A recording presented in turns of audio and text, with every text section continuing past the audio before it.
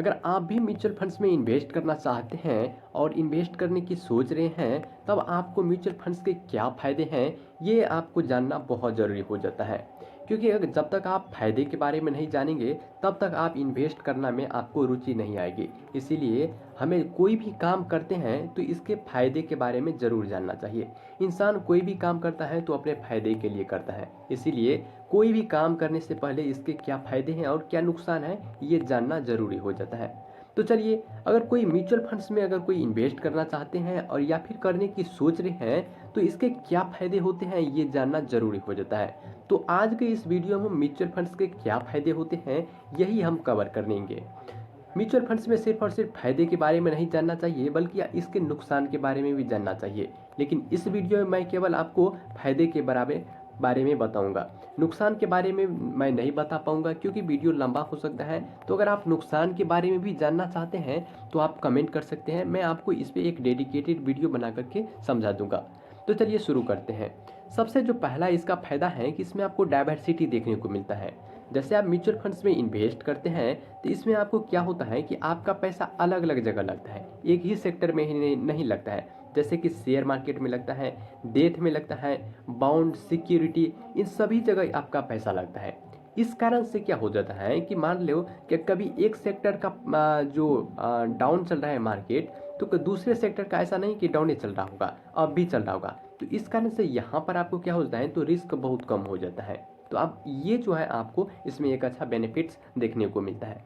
अगला जो इसका बेनिफिट्स क्या है कि इसमें आपको कम से कम पैसे से शुरुआत कर सकते हैं। जैसे बहुत से लोग ऐसे हैं जिसके पास पैसे की बहुत बड़ी समस्या होती है, लेकिन पैसे की समस्या होती है, इससे आपको क्या फ़ायदा होगा, कुछ भी नहीं। आपको अगर पैसे की समस्या है तो आपको थोड़ा थोड़ा इन्वेस्ट करना होगा, और आप इन्वेस्ट करेंगे तो एक टाइम पीरियड के बाद आपके पास बहुत बड़ा फंड बन के तैयार हो जाएगा। लेकिन अगर आपके पास पैसे कम है, तब आपको क्या करना चाहिए, तो यही पर यहाँ पर जो म्यूचुअल फंड्स है एक अच्छा ऑप्शन आपको देता है कि आप कम से कम पैसे यहाँ पर इन्वेस्ट करके एक बड़ा फंड बना सकते हैं। जैसे कि अगर आप सिप करना चाहें तो कम से कम 100 रुपया से भी स्टार्ट कर सकते हैं। लेकिन कई कई ऐसे प्लान्स होते हैं जिसमें आपको 500 रुपये इन्वेस्ट करना पड़ता है, और अगर आप लमसम करना चाहें तो 5,000 रुपये से भी स्टार्ट कर सकते हैं। और कई कई ऐसे प्लान्स होते हैं जो 1,000 रुपये में भी आप कम से कम लमसम शुरू कर सकते हैं। तो ये भी यहाँ पर एक अच्छा आपको बेनिफिट्स देखने को मिलता है। इसके बाद इसमें अगर आप इन्वेस्ट करते हैं, तब आपको क्या होता है कि आपका जो पैसा है आप कहाँ होगा, कितना, कहाँ पर इन्वेस्ट करना है, आपको कोई टेंशन इसमें नहीं लेना पड़ता है। आपका जो जितना भी पैसा आप इसमें इन्वेस्ट करते हैं, आपका सभी का पैसा इसमें फंड मैनेजर मैनेज करता है।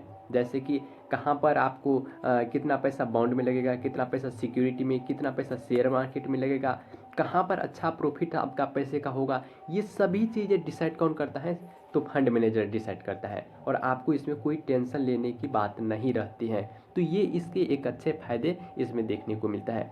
इसके बाद इसमें आपको लिक्विडिटी का ऑप्शन देता है। लिक्विडिटी का मतलब क्या होता है कि आज मान लो कि जमा इसमें पैसा शुरू किया और 5 साल के बाद आप इसमें आप निकाल सकते हैं। लेकिन मान लो कि बीच में आपका कोई इमरजेंसी सिचुएशन आ जाता है, तब भी आप इसमें से पैसे को निकाल सकते हैं।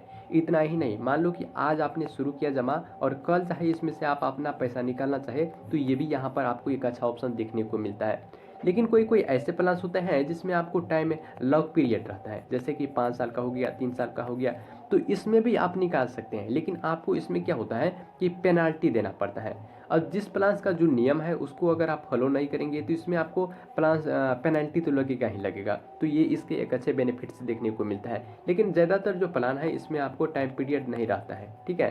तो चाइल्ड वाला जो प्लान रहता है इसमें आपको टाइम पीरियड देखने को मिलता है। तो ये इसके एक अच्छे बेनिफिट्स होते हैं।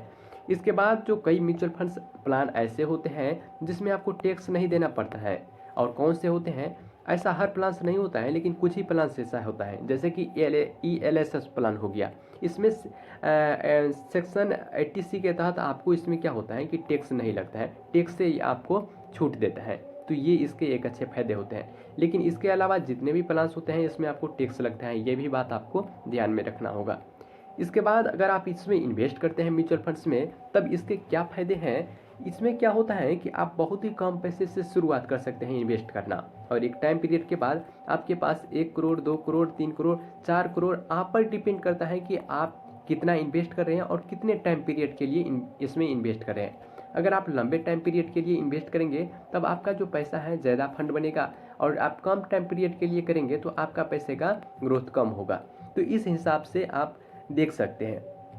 तो होता क्या है कि अगर आपके पास जब बड़ा फंड बन के तैयार हो जाता है तब आपको क्या होता है कि फाइनेंशियली प्रॉब्लम से छुटकारा मिल जाता है, यानी कि पैसे की जो समस्या रहता है इससे आपको छुटकारा मिल जाता है हमेशा के लिए।